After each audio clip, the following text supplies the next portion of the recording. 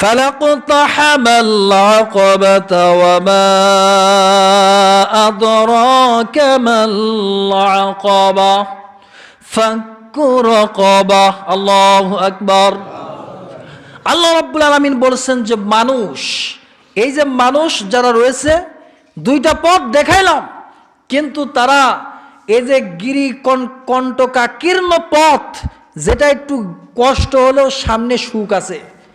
আচ্ছা বলেন, আপনি যদি প্রধানমন্ত্রী হতে চান, তাহলে রাষ্ট্রের যিনি প্রধানমন্ত্রী আছেন তিনি খালি বলবেন যে ভাই আসেন বসায় দিচ্ছি। কথা বোঝাইতে পারলাম না? প্রধানমন্ত্রীকে আপনাকে এই কথা বলবে? কথা বোঝেন না আপনারা?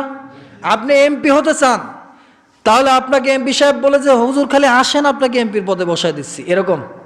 হ্যাঁ, হতে লাগলে আপনার কি করা লাগবে? 7 সমুদ্র 13 নদী পাড়ি দিয়ে তারপরে আপনার এই জায়গায় বসা লাগবে, ঠিক আছে না? আল্লাহ রাব্বুল আলামিন জান্নাতটাকে এত সুন্দরভাবে সুসজ্জিত করেছেন, যে জান্নাতের বর্ণনা আমরা শুনি নাই, যেই জান্নাতের অনুভূতি কোনো হৃদয় অনুমান করতে পারেনি, কোনো চক্ষু যে জান্নাতটা দেখতে পারে নাই, কোনো কর্ণ যে জান্নাতের বিবরণ এটা শুনে বুঝতে পারে নাই, এমন একটি জান্নাতে আল্লাহ পাক দেবেন। সেটা কি ডোনাল্ড ট্রাম্প অথবা বর্তমানে যিনি আমেরিকার প্রেসিডেন্ট আছেন জো বাইডেন, যেই চেয়ারে বসে, তার চেয়ে মর্যাদা বেশি না কম? কি মনে হয়? তো দেখেন, আপনি একটা চেয়ারম্যান হতে লাগলে এত বেশি কষ্ট পরিশ্রম আপনার করা লাগে, প্রয়োজনে প্রার্থীকে মারেও দেওয়া লাগে, এটাই তো হচ্ছে নাকি?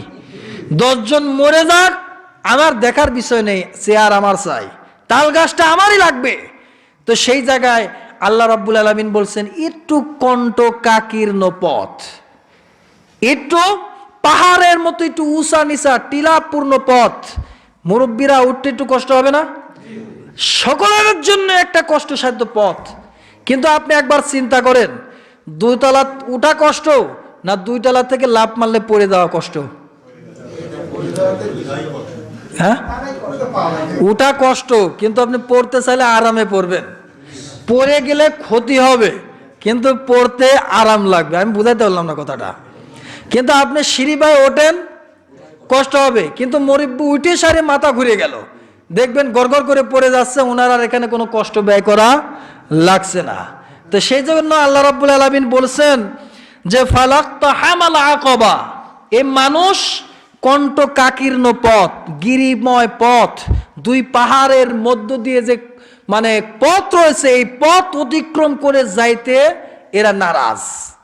বিশ্বনবী সাল্লাল্লাহু আলাইহি সাল্লামকে আল্লাহ পাক প্রশ্ন করলেন, ওয়ামা আদরাকা মাল আকাবা, হে নবী সেই গিরি সংকট পথটি কি আপনি কি বোঝেন? এ সম্পর্কে আপনার কোনো ধারণা আছে? আসলে কি আছে? কে ধারণা দেবেন? আল্লাহ সুবহানাহু ওয়া তাআলা ধারণা দিচ্ছেন। আমাদের ভিতরে অনেকেই চিন্তা করে বিশ্বনবী মুহাম্মদ রাসূলুল্লাহ সাল্লাল্লাহু আলাইহি সাল্লাম বোধহয় গায়েব জানেন। গায়েব ততটুকুই জানেন যতটুকু আল্লাহ রাব্বুল আলামিন জানিয়েছেন, কিন্তু আল্লাহ যা জানেন ওটা কি জানেন? ওটা সম্ভব নয়। তো আল্লাহ রাব্বুল আলামিন নিজে হাতে ধরে ধরে বুঝিয়ে দিয়েছেন যে সেই কণ্টকাকীর্ণ পথ কি। এটা আসলে মুহাম্মদ সাল্লাল্লাহু আলাইহি সাল্লামকে বললেও কথাটা কাদের জন্য? সকলের জন্যই সমভাবে প্রযোজ্য, বলেন সুবহানাল্লাহ। সেই কণ্টকাকীর্ণ পথ এখানে উল্লেখ করা হয়েছে 7টি। কয়টা?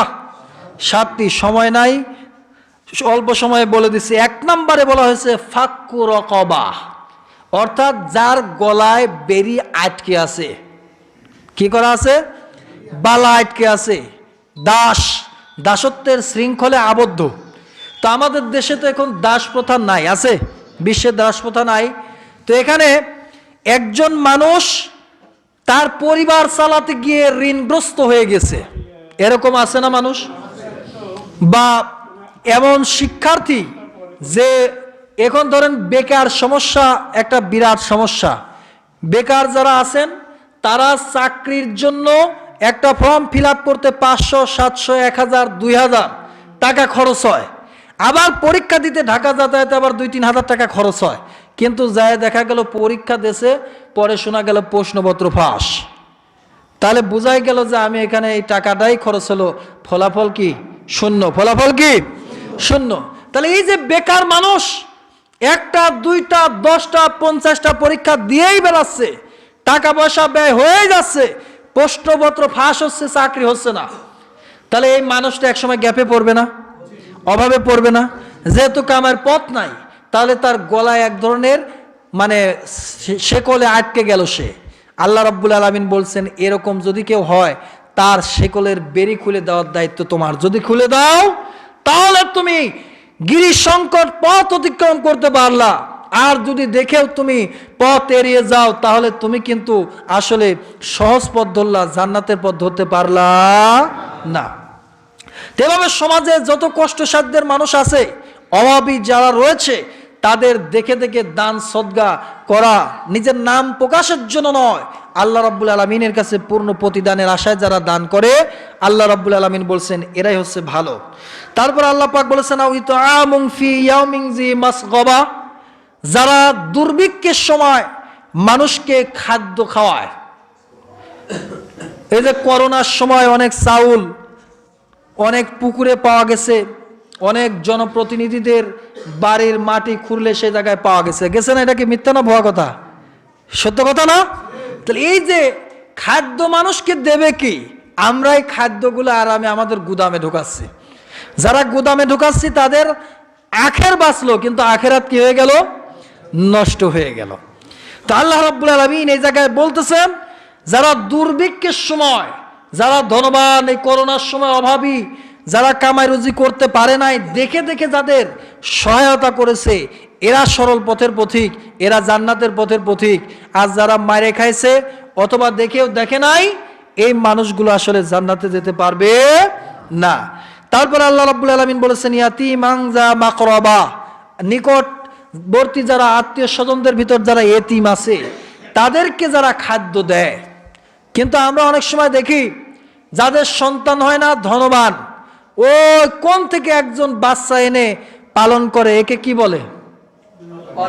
পালক পুত্র। হ্যাঁ, তো পালক পুত্রকে মানে নাক দিয়ে যায় না, মুখ দিয়ে দেয়, গায়ে একটা নেয় না, আরো 10টা পোশাক, 50টা খেলনা দিয়ে তাকে খুশি করি।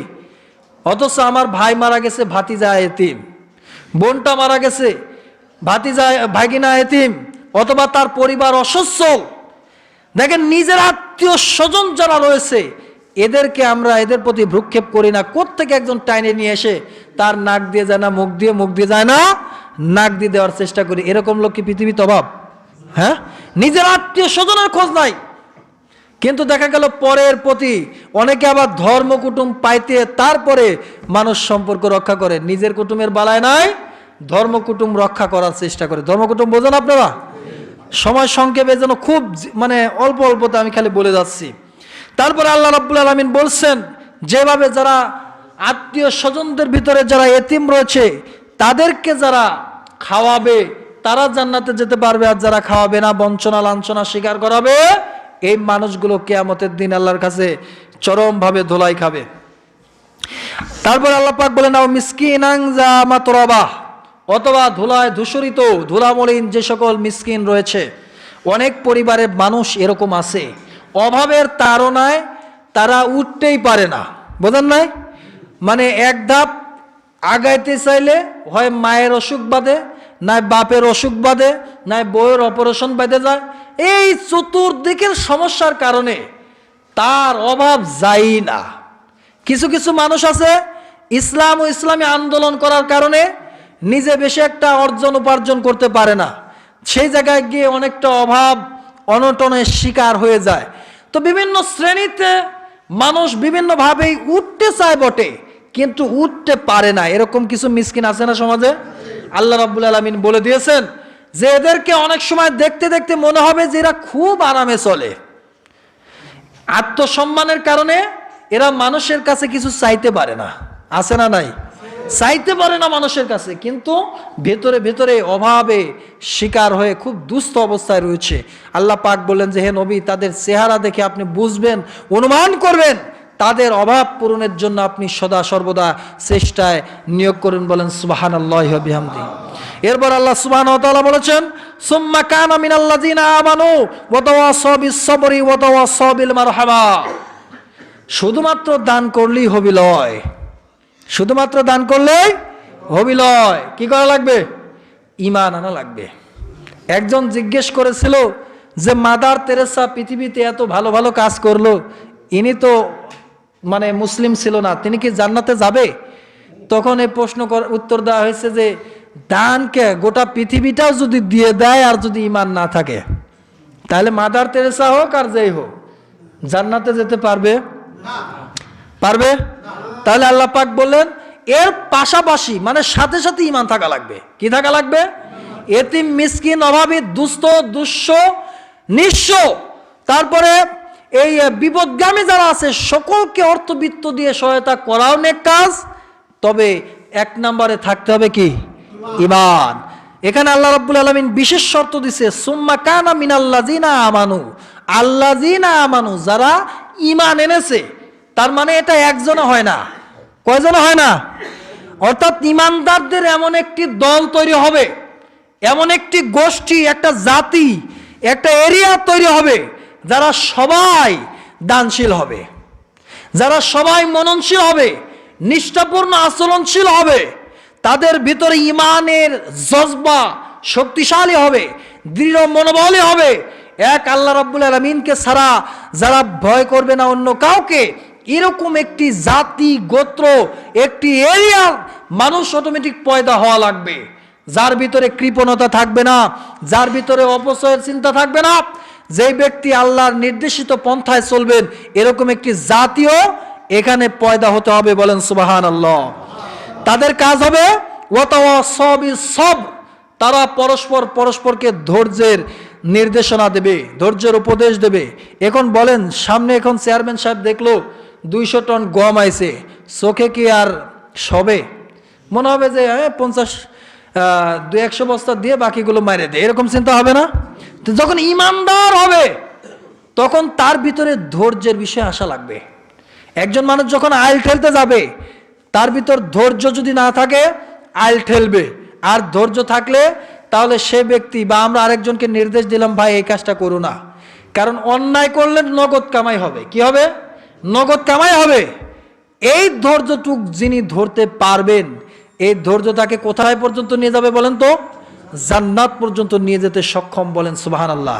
এটা কি খালি এক হুজুরের হলেই চলবে, না গোটা শিবপুর এরিয়া, আস্তে আস্তে এই পুরা আটঘরিয়া উপজেলা, আস্তে আস্তে পাবনা, আস্তে আস্তে বাংলাদেশ হওয়া দরকার? কথা কি বোঝেন?